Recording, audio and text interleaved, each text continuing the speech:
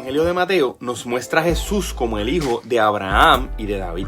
O sea, este evangelio valida su reclamo como rey de los judíos. Lucas, por otro lado, lo muestra como descendiente de Adán, de modo que nos deja ver su humanidad. Marcos nos dice desde el principio de su evangelio que Jesús era el hijo de Dios. Por eso no se preocupa por enseñarnos su genealogía. Pero Juan lleva a Jesús mucho antes que eso, pues lo ubica con Dios desde el principio. Juan identifica a Jesús con el Logos y desarrolla la idea del Logos en el prólogo de su evangelio. Este Logos existía desde el principio, siendo de igual manera desde el principio divino. Muchos, tratando de buscar el origen de este Logos, han trazado similitudes con el Logos aristotélico. Pero para ver los antecedentes de este Logos, debemos echarle un vistazo al Antiguo Testamento, teniendo en cuenta las dos grandes versiones que tenía el Antiguo Testamento en el siglo I y un poco antes también, que era el texto hebreo y la Septuaginta. Alrededor del siglo III a.C., la comunidad judía que ya no hablaba hebreo se expandía cada vez más por el imperio, habiendo un gran foco de estos judíos en grandes ciudades, como lo fue la ciudad africana de Alejandría.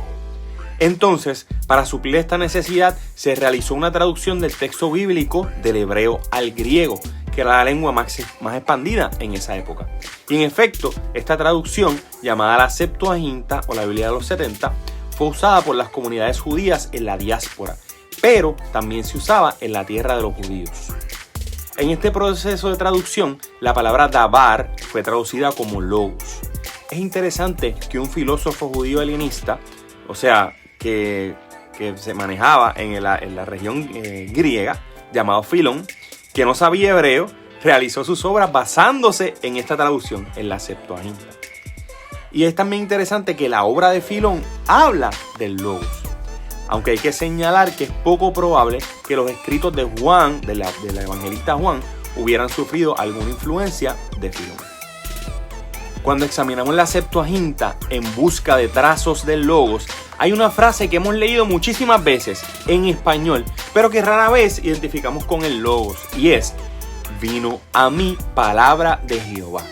Y ojo, lo de Jehová como el nombre de Dios viene de la traducción de la Reina Valera, porque en el texto hebreo se usa el nombre divino que se representa con el tetragramatón, mientras que en la Septuaginta se le llama sencillamente el Señor.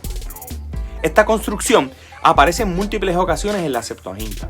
Por ejemplo, la palabra del Señor le habló a diferentes profetas, entre los que estuvo el profeta Gad, que aparece en Segunda de Samuel, también el profeta Semaías en Primera de Reyes, igualmente al profeta Jehú en Primera de Reyes, y así habla con diferentes profetas de manera constante. Podría parecernos que quien habla es el Señor. Sin embargo, en el texto está bien claro de que quien habla en realidad es la palabra. Solo que esa palabra es propiedad del Señor. Por eso es la palabra del Señor. Lo que nos dificulta ver este detalle es la traducción de la Reina Valera. Y vamos a entrar un poco en por qué se nos dificulta ver esto en la Reina Valera. Yo diría que la Reina Valera es la traducción al español más difundida y quizás más querida y atesorada, y que siguió el ejemplo de la Reforma para hacer su traducción. Entonces, el Antiguo Testamento lo tradujo del texto masorético, o sea que viene de hebreo, del idioma hebreo, se tradujo desde el hebreo, y el Nuevo Testamento se tradujo desde el Textus Receptus, o sea que se tradujo desde el griego. Sin embargo, hay pequeños trazos de la traducción de la Vulgata Latina, que era la traducción oficial de la Iglesia Católica al latín.